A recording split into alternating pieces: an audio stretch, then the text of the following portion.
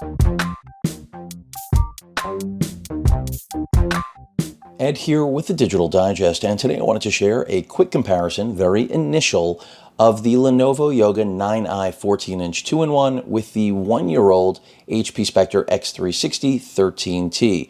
These are two of the best 2-in-1s ever made. Of course, the key difference is that the Yoga has Intel's 11th gen Tiger Lake CPU under the hood, which greatly outperforms the Ice Lake 10th gen i7 inside of the 1-year-old 13T. Now, if you're wondering why I'm comparing them, it's because HP has not refreshed the 13T yet. I expect we'll see that sometime in the first quarter of 2021, which means this is as good as a comparison as I can give you right now of two machines that I still think represent the best offerings of their kind here in 2020. So let's start off with a video test, some 4K footage. This is on YouTube, on the same network, the same video. And remember, both are UHD displays, 14 inches IPS panel on the right, 13.3 inch OLED on the left. So let's go ahead and start that up.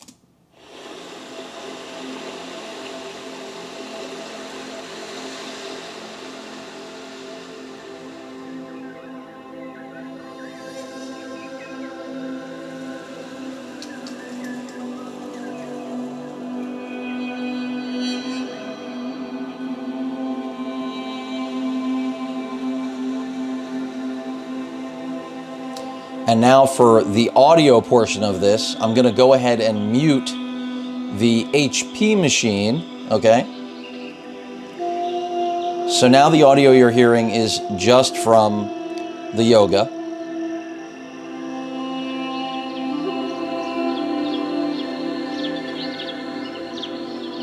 Which has a soundbar hinge, some of the best audio you'll get from any laptop on the market, forget Ultrabook. Now I'm going to go ahead and mute this, and now we'll go to the audio from the HP. Make sure that's at max volume.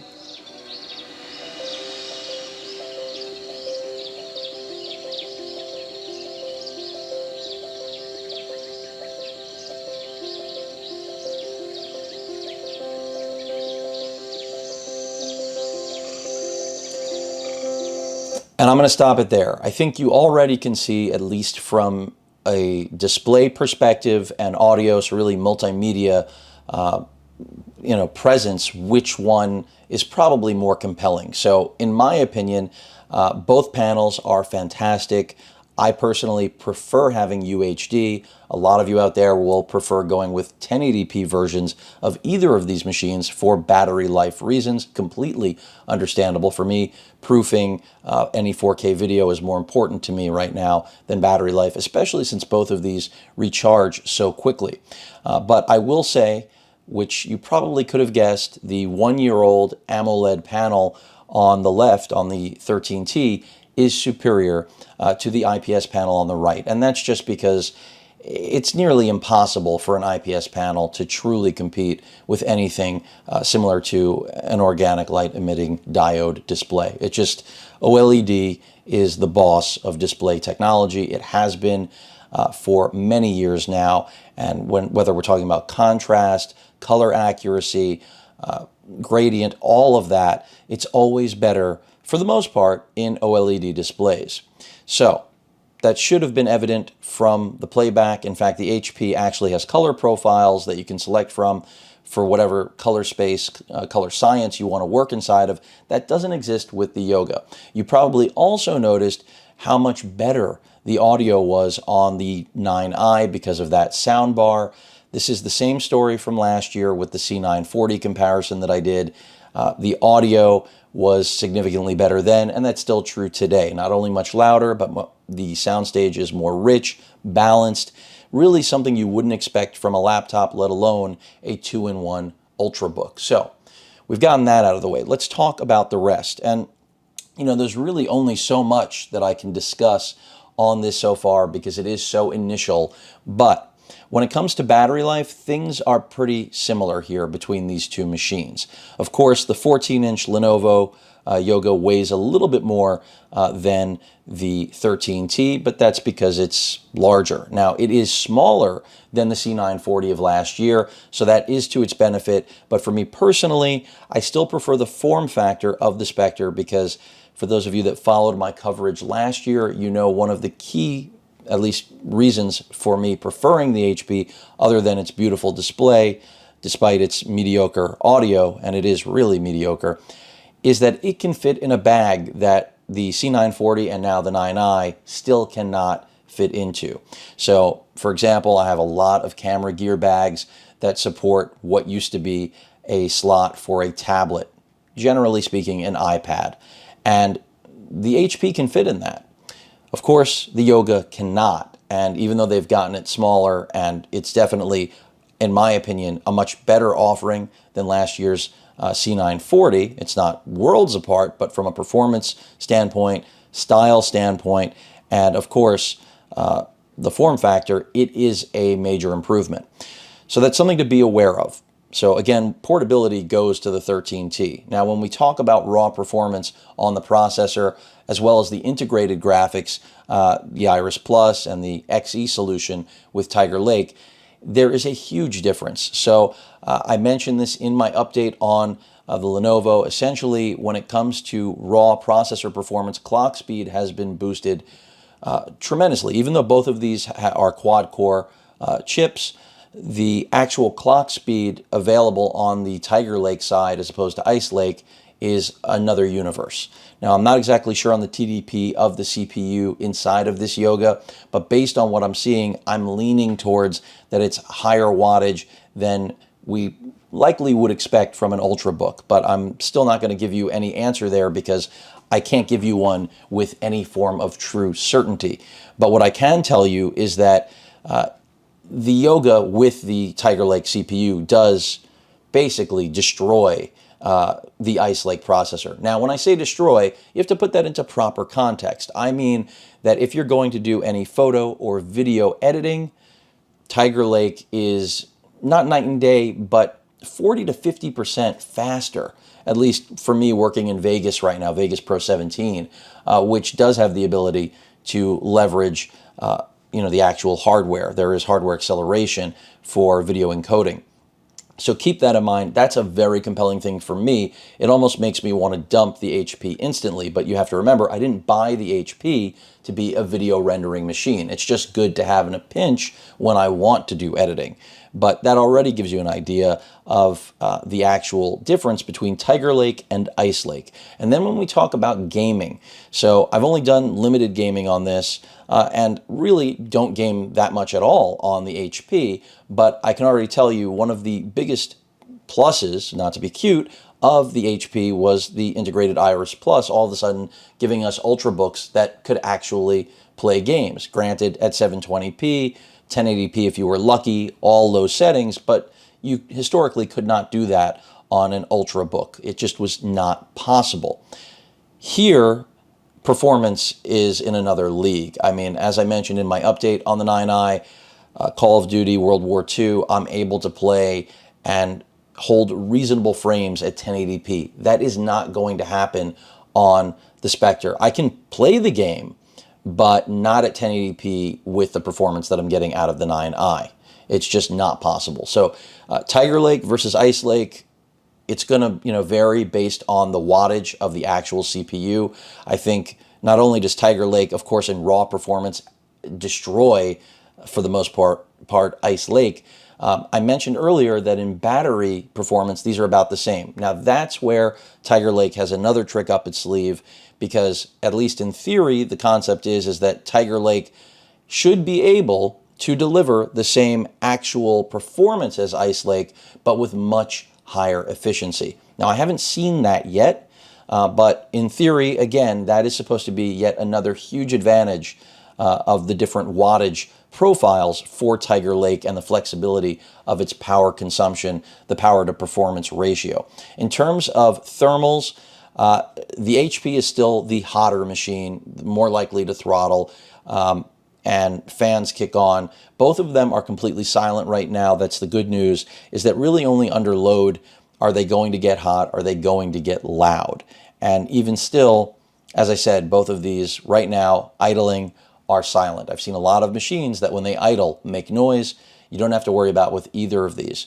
When it comes to webcam performance, they're both 720p. They're both pretty bad, but the 13T still has an advantage, even being a year old, which it does support Windows Hello. You do not have that with the 9i. You do have a privacy switch. I still prefer HP's keyboard, although Lenovo has improved their keyboard.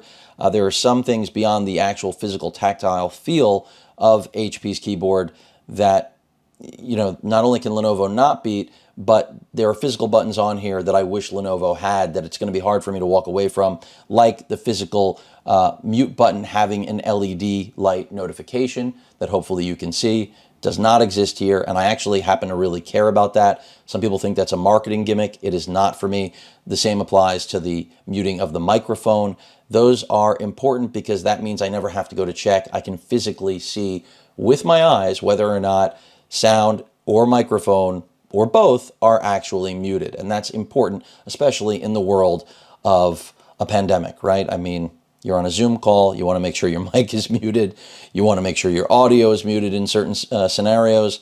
You have visual cues, and I think that's critical. I think more manufacturers should be jumping on the bandwagon with that. Then in addition to that, another thing that's important is the kill switch. So here, I just mentioned when you want to, block your webcam, you're physically sliding a piece of plastic that's going to block the webcam.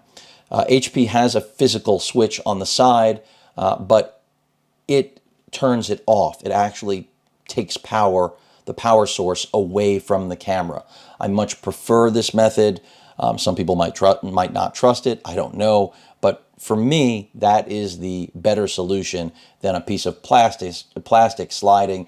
That's just on a premium machine like this. I want to see Lenovo make that transition. Another important thing to point out, we've gone over battery, screen, audio, raw performance, keyboard. Let's talk about trackpad. Now, the trackpad on the Yoga is larger, and that was the same case last year. But this is now all a solid piece of glass, whereas here we have the old mechanical trackpad. Now, this is going to be a matter of personal preference. The glass trackpad, I think, is really nice. It's responsive. It works well. But you have this issue of not really being able to tell. It's a very fine cutout, really a trace, if you will, of the trackpad. So you could be working on it and you can feel it, but it's ever so slight. And this is by design, that's intentional. Whereas with the HP, it's old school. If you're off the trackpad, you know it. And furthermore, if you physically left or right click with the trackpad on the HP, it's a click. Here, it is not a click. It is haptic feedback. So you do press in, but it's not a mechanical switch, at least to my knowledge, like it is with the HP. So again, this is a matter of personal preference. I personally prefer the trackpad on the HP, but from a design perspective, I think it's very slick what Lenovo has done with the all-glass wrist rest basically on the deck. I think it's sharp looking. It does collect a lot of fingerprints, so be aware of that. They also gave some water resistance to the fingerprint scanner. So knowing that there's no Windows Hello with the 9i, that is something to be aware of. They realize, again, pandemic special, if this were to get a little bit wet, and I don't recommend that happening, but if if you've just washed your hands, let's say, and they're not completely dry, the fingerprint scanner will still work. That's not something that's going to happen here with the 13T. So just things to be aware of. Now, when it comes to the last thing I'm going to touch on, which is pen input, and again, these are early initial impressions.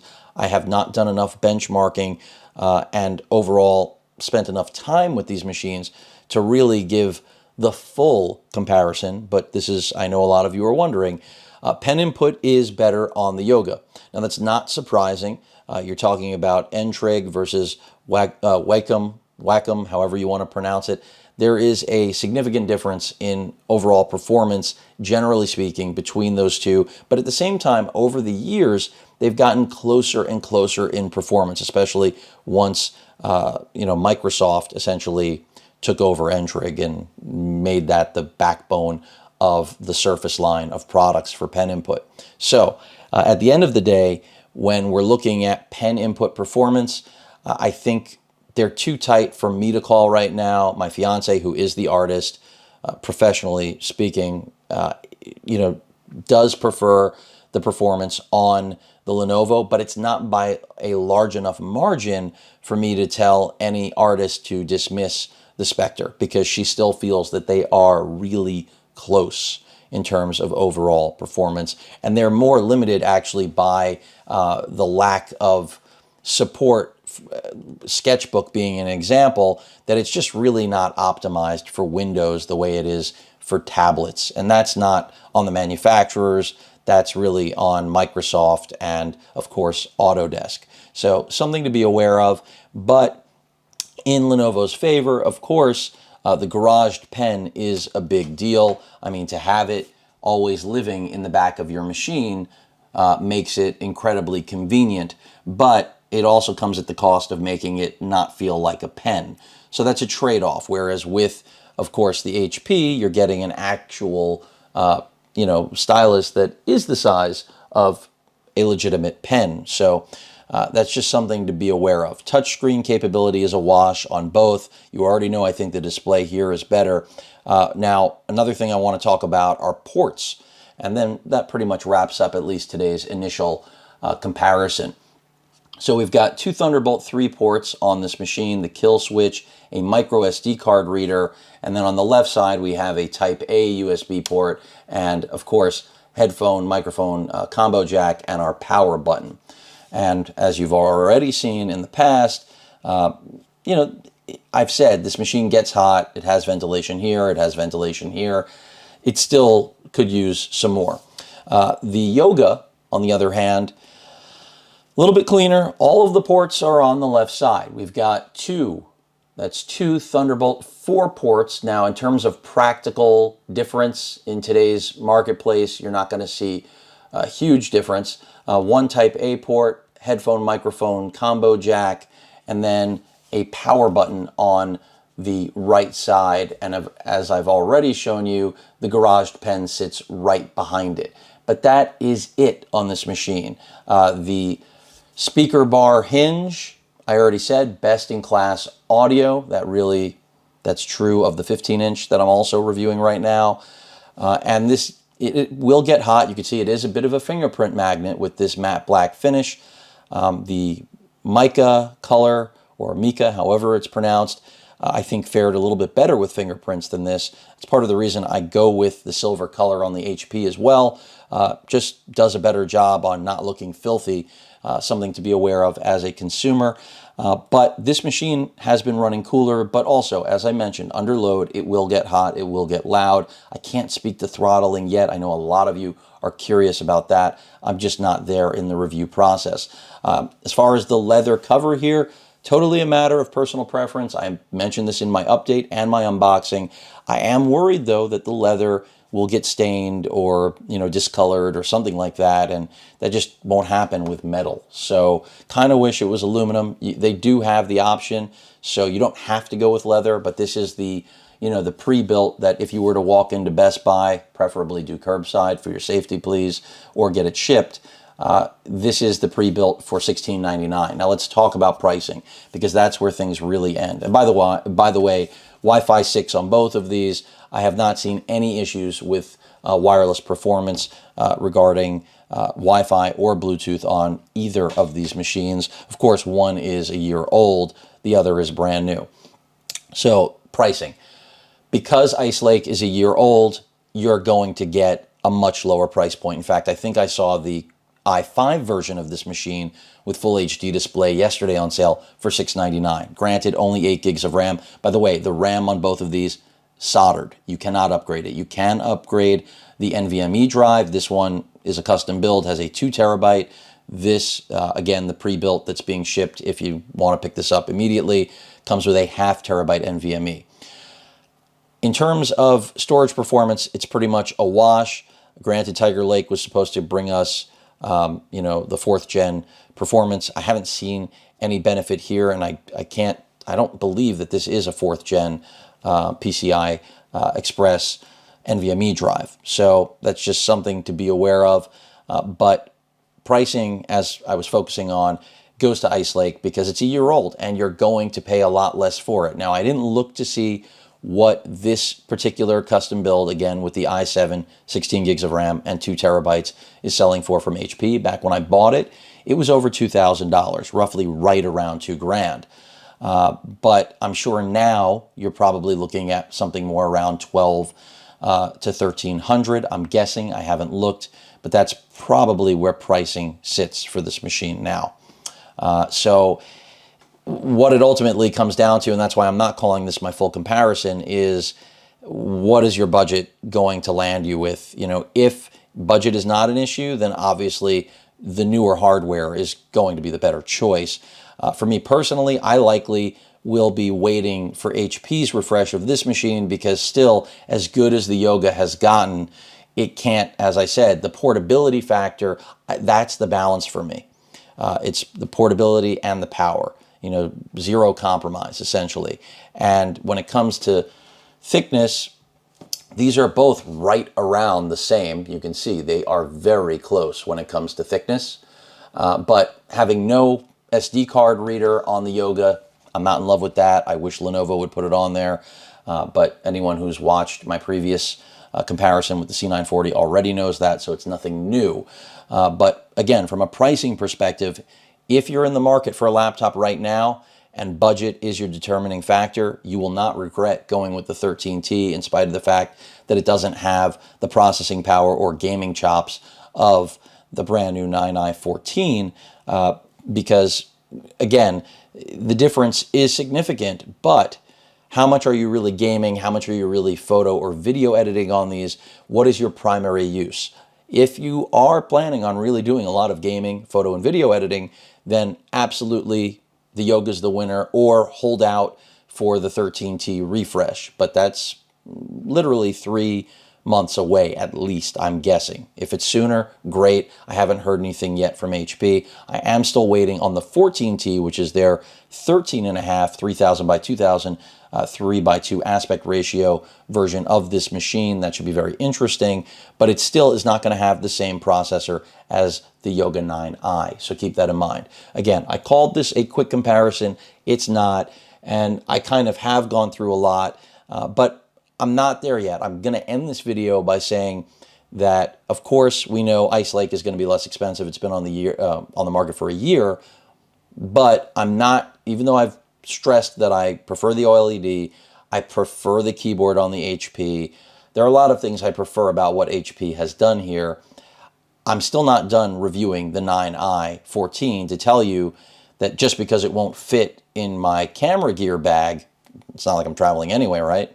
That it wouldn't be the choice for me right now, because the fact that they made it smaller, the fact that they made some aesthetic changes, and the fact that it's much more powerful is very compelling. I cannot, however, pretend that the IPS panel here, which is best in class, is a selling point for me. It's just not, because again, we started this video with the OLED versus the IPS panel, and even though they share the same resolution, and actually the 14-inch I think is slightly better because it's harder to really, you know, leverage UHD res with smaller displays, but I still can see it, and hopefully you can too. At the end of the day, I'm just not there yet to say I prefer this machine or this machine. But as I've been saying, it's going to be tough for me to walk away from an OLED. So I'm going to spend more time with it, but already from what I've seen between video render times as well as gaming performance, the 9i is the better machine at the end of the day. Personal preference still has me leaning towards the HP. And then you already know about pen input. You know they both go, 360 degrees in terms of opening them up and flipping them around. Some of you are going to be dismissive of the Lenovo because it doesn't have the IR camera for Windows Hello. This can be opened with a single hand. This can as well. Pretty much a wash there for those of you one-handed focused people. I don't mean people who literally have one hand, to be clear, but God, I get so many questions about can you open it with one hand. So many people want to know that, and both of these pretty much can, as you just saw. So there was that one-handed demo. But that rounds it out. This video wasn't quick. That's because it's not a simple comparison, and I need to spend more time with the Yoga 9i. These are both great machines, but you already know the better value, of course, is the older 13T. If you're willing to live with the pretty much terrible audio and the fact that it will get very hot, this is still, in my opinion, the most portable Ultrabook with the most going for it on the market. This, on the other hand, is the most powerful Ultrabook I've ever seen. Build quality is excellent. Audio quality is excellent. I just wish it had an OLED. That's where things stand right now. But as I spend more time with it, that's when I'm going to come to be able to give all of you a final conclusion as to whether or not it officially wins my heart and makes me forget about even thinking about a refresh for the 13T. I hope this answered a lot of initial questions. Again, the video ran longer than expected, but this is a very exciting brand new laptop. And at $1,700, I assure you the price is only going to come down. I remember with the C940, it started at around the same price, $1,700 and change. It was actually more expensive, if memory serves, for the exact same profile configuration. And within a few months, it was down to $1,400. So Lenovo is more aggressive than HP with pricing. The HP, on the other hand, started out at $1,799. So it was the more expensive machine, but it also had the 1 terabyte NVMe. I'm talking about on those pre-builts that you can buy from large retailers. So, and direct when they do have them in stock on the non-customizable, ready-to-ship machines. At any rate, hope this helps all of you that are curious and wondering whether or not Tiger Lake is worth the wait. For me, things are just getting started with Tiger Lake, but there's a lot to be excited about. Any questions or comments? Oh, one other thing, charge times. I almost forgot. This charges up fully in about a little over an hour. The HP, very similar, also a little more closer to an hour and a half. And battery life, I mentioned at the beginning, very similar. So that tells you a lot about Tiger Lake, that it's able to give you basically a 30 to 50% performance boost on whatever you're doing, but battery life is still the same, which is if everything is maxed out, you're looking at somewhere between 4 and 6 hours. And then, of course, you can really get this machine up to, I would say, 7 or 8 if you're in battery saver mode. That's what it's looking like to me. The HP kind of lives in the same world where, 5 to 6 hours with everything maxed out. But if you go to battery saver, you're going to fare considerably better. So that tells you a lot about Tiger Lake and its capability. And just the fact that it's able to outperform and still give essentially the same battery life. So think about if we were talking about taking the performance down a notch, battery life foreseeably could be brilliant, is what I would say. That wraps it up. Any questions or comments, please feel free to post them. Hit that like button. And as usual, please feel free to subscribe and please stay safe. And hopefully you're all having a good holiday week, at least here in the States. And of course, the same applies to everyone around the world. Thanks for watching. Later.